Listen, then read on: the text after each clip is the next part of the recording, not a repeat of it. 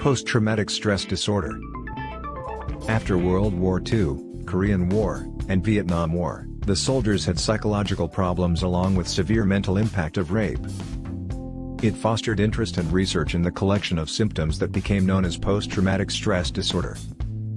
Post-traumatic stress disorder, PTSD, is a syndrome resulting from exposure to real or threatened serious injury or sexual assault. The signs and symptoms of PTSD appear to arise from complex interactions of psychological and neurobiological factors. Studies have found alterations in the amygdala, prefrontal cortex, hippocampus, anterior cingulate, and corpus callosum, as well as altered functioning of the hypothalamic pituitary axis, HPA. Post-traumatic stress disorder, PTSD, once called shell shock or battle fatigue syndrome. PTSD is a serious condition that can develop after a person has experienced or witnessed a traumatic or terrifying event. PTSD is a lasting consequence of traumatic ordeals that cause intense fear, helplessness, or horror.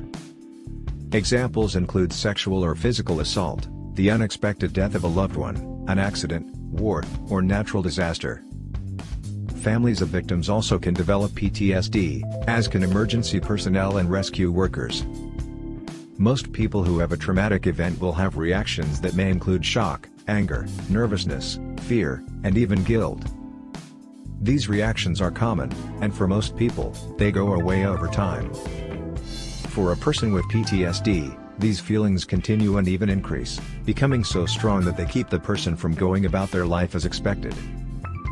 Trauma may cause actual changes to the brain.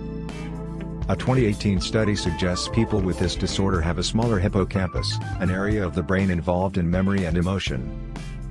It's unknown whether they had a smaller hippocampal volume before the trauma or if the trauma resulted in a decrease. People with PTSD may also have abnormal levels of stress hormones, which may set off an overreactive fight or flight response. How common is PTSD?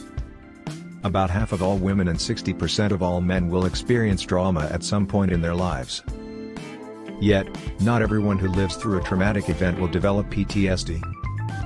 There's at least a 10% prevalence of PTSD in women during their lifespan, and for men, at least 5% prevalence. Symptoms of PTSD most often begin within 3 months of the event. In some cases, however, they don't begin until years later. The severity and duration of the illness can vary. Some people recover within 6 months, while others have it much longer.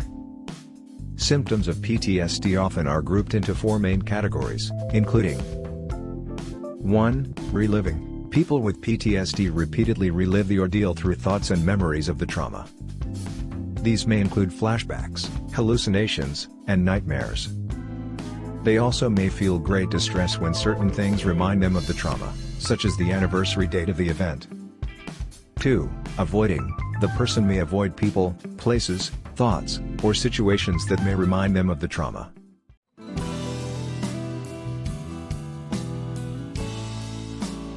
This can lead to feelings of detachment and isolation from family and friends. They also show loss of interest in activities once enjoyed.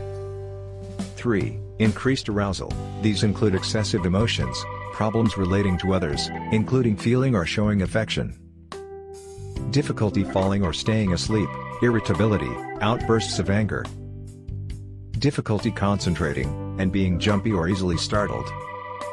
The person may also suffer physical symptoms, such as increased blood pressure, heart rate, rapid breathing, muscle tension, nausea, and diarrhea.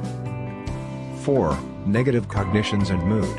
This refers to thoughts and feelings related to blame, estrangement, and memories of the traumatic event. Young children with PTSD may have delayed development in areas such as toilet training, motor skills, and language. The intensity of PTSD symptoms may vary. You may have more symptoms when you feel stress in general, or when you encounter a specific reminder about what happened. One cannot diagnose PTSD until 1 month has passed since the traumatic incident.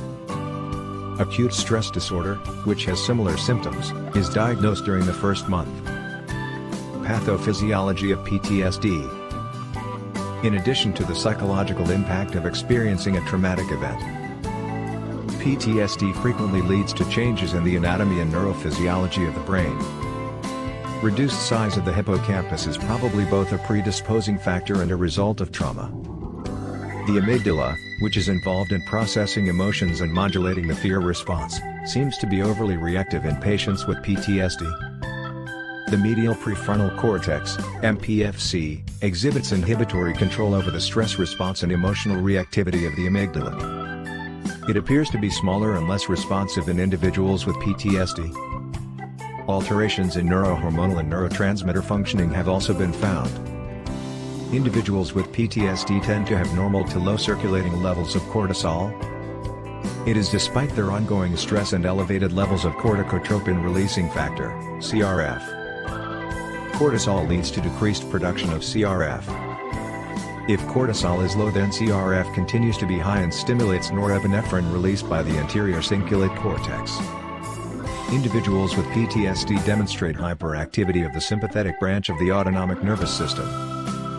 It is evidenced by changes in heart rate, blood pressure, skin conductance level, and other psychophysiological measures. They also have elevated noradrenergic reactivity to pharmacological challenges. A variety of other neurotransmitter systems, such as the serotonin, GABA, glutamate, neuropeptide Y, and endogenous opioids, show altered functioning in individuals with PTSD. Pathophysiology. Further insight into the pathophysiology of PTSD may be found in the dual representational theory. This understanding highlights the presence of two separate systems for memory. Verbally accessible memory, first recorded in the hippocampus and later in general brain memory storage, is able to be modified by reflection. This is characteristic of most non-traumatic memories. Situationally accessible memory, on the other hand, is nonverbal and associated with very strong emotions and the amygdala. Traumatic memories tend to be stored as situationally accessible memories, which are harder to process. They are readily triggered by associations, and more likely to cause emotional distress when activated. Individuals may struggle to integrate these traumatic experiences with the rest of their life narrative. Thereby it results in the traumatic memory having a significant impact on their views of the world and themselves. Associated concepts. Complex trauma and disorders of extreme stress not otherwise specified, DESNOS. In the 1990s, Van der Kolk and others began promoting the concept of complex PTSD. It is also referred to as disorder of extreme stress not otherwise specified, DESNOS. DESNOS arises from severe, protracted abuse, most notably childhood sexual abuse, victims of torture, and living in a war zone. This type of trauma often leads to the use of primitive defense mechanisms, splitting and dissociation. It causes significant interpersonal problems and emotional struggles in addition to the standard symptoms of PTSD. Complex PTSD often leads to poor resilience, increased risk of depressive and anxiety disorders, and somatization. Numerous situations will trigger these individuals and lead to very strong adverse emotional reactions. The great majority of individuals who develop borderline personality disorder or dissociative identity disorder suffered complex trauma during childhood. Although many clinicians find this to be a useful conceptualization, it does not appear in the DSM-5. Betrayal trauma. Fried and others have developed the concept of betrayal trauma. Betrayal trauma does not fulfill the diagnostic criteria for PTSD because it does not entail a serious threat of injury or sexual assault. Nevertheless, betrayal, such as a spouse having an affair or abandonment by a parent, can result in most of the same symptoms that PTSD can cause.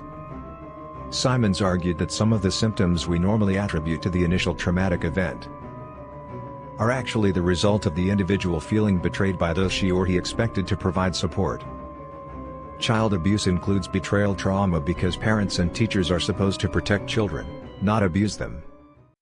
PTSD causes and risk factors. Everyone reacts to traumatic events differently. Each person is unique in their ability to manage fear, stress and the threat posed by a traumatic event or situation. For that reason, not everyone who has a trauma will develop PTSD. Type of support a person receives from friends, family, and professionals may impact the development of PTSD or the severity. PTSD was first brought to the attention of the medical community by war veterans. hence the name shell shock and battle fatigue syndrome. However, anyone who has had a traumatic event can develop PTSD. People who were abused as children or who have been repeatedly exposed to life-threatening situations are at risk for developing PTSD. Victims of trauma related to physical and sexual assault face the greatest risk for PTSD. You may develop PTSD after a trauma if you or your blood relatives have a history of mental health problems, history of alcohol or drug abuse. Types of PTSD. PTSD is one condition, but some experts break it down into subtypes.